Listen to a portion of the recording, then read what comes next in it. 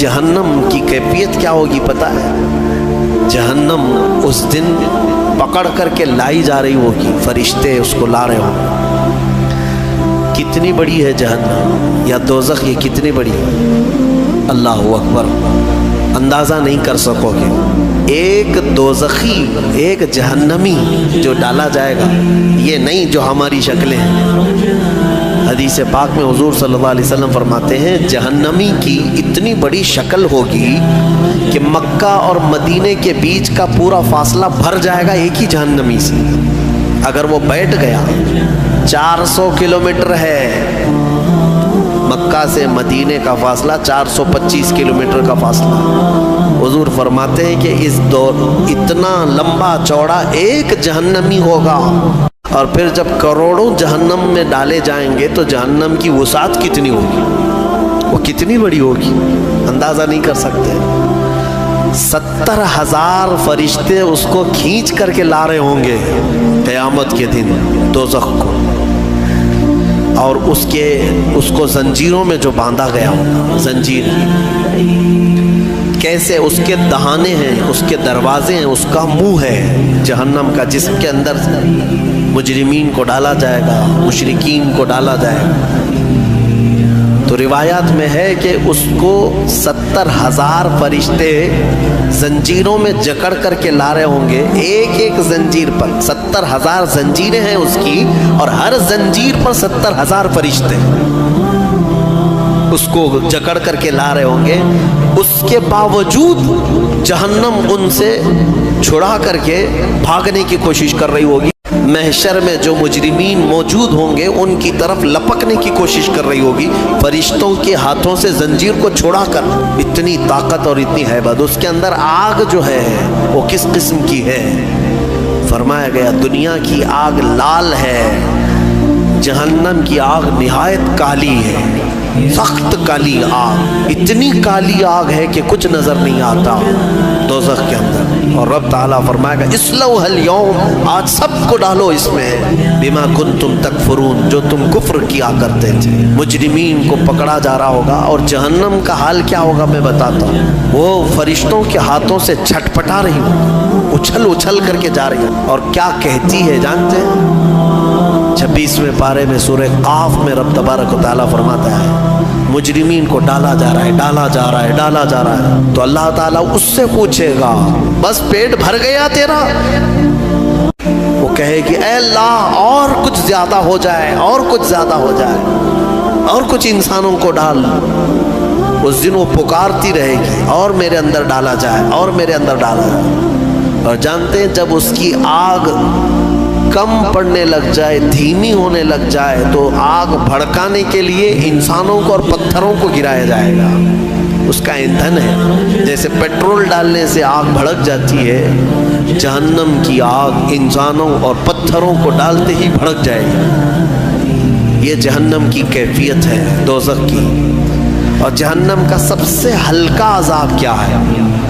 सबसे हल्का, अगर कोई चला भी गया, थोड़े से गुनाहों की सज़ा बिता करके वापस आने वाला है, तो हदीस रसूल में मिलता है सबसे हल्का अज़ाब ये है कि वहाँ आग की जूतियाँ पहनाई जाएंगी जिसकी गर्मी से उसका भेज, कि वहाँ आग की जूतियाँ पहनाई जाएंगी जिसकी गर्मी से उसका भेजा कानों से बाहर आ रहा होगा, पक पक करके उबल रहा होगा।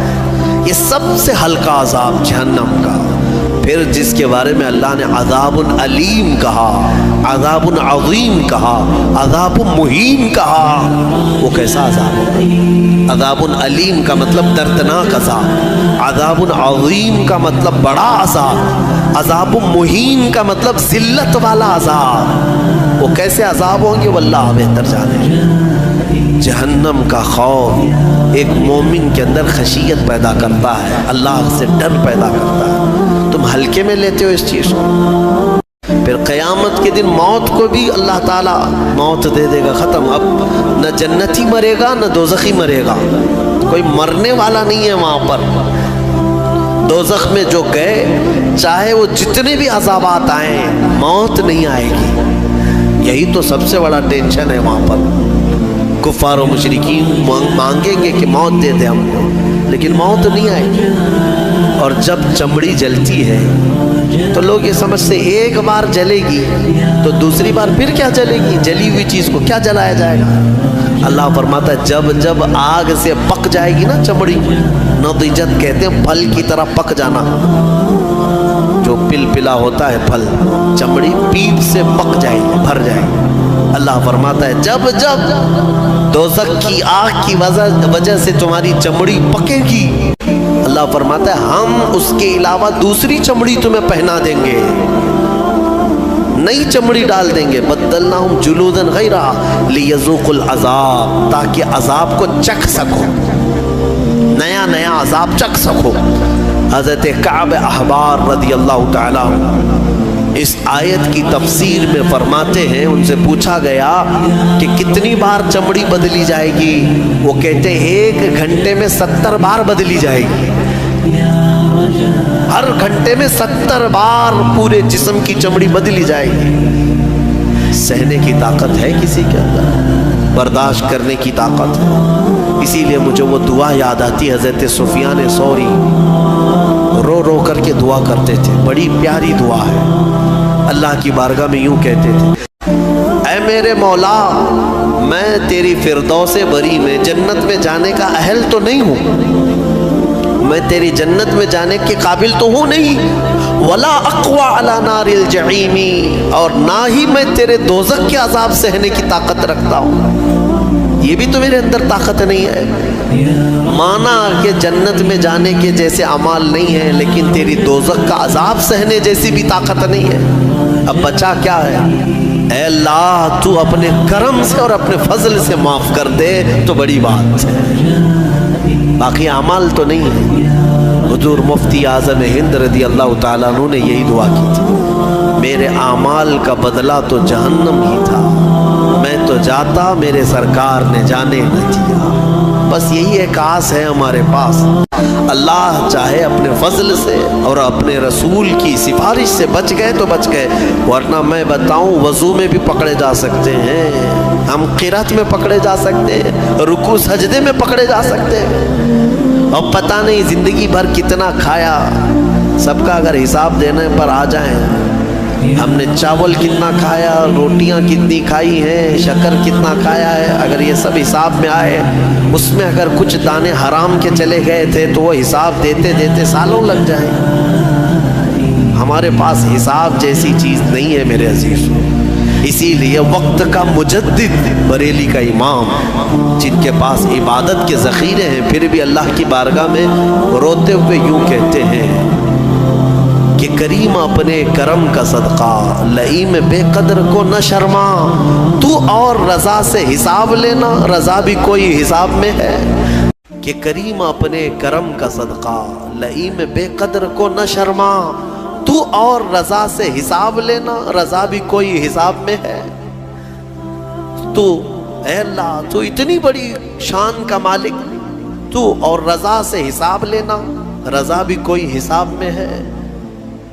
اسی لیے اللہ تبارک و تعالیٰ کے فضل کی طرف، اس کے رحم کی طرف توجہ لگائے رکھو۔ سورہ یاسین میں مولا تبارک و تعالیٰ نے جو فرمایا، رونگٹے کھڑے ہو جاتے ہیں۔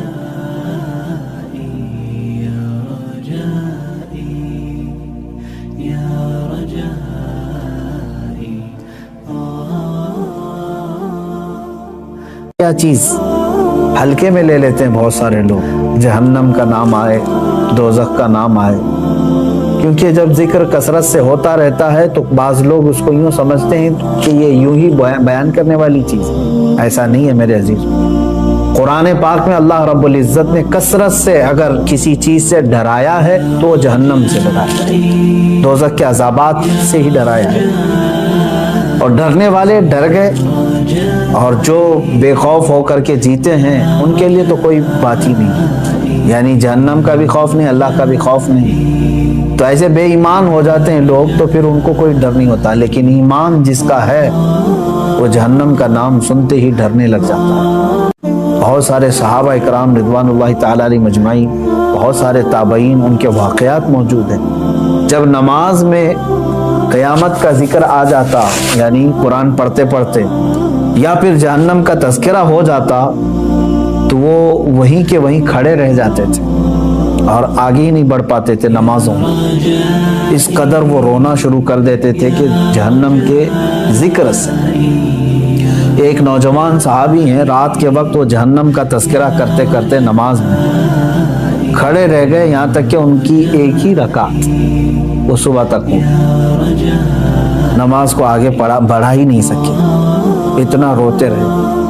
رسول پاک صلی اللہ تعالیٰ علیہ وسلم کی بارگاہ میں صبح حاضر ہوئے تو حضور نے دیکھتے ہی فرمایا کہ اے نوجوان، تیرے رونے نے اور تیرے جہنم کے تذکرے نے عرش کے ملائکہ کو رلا دیا.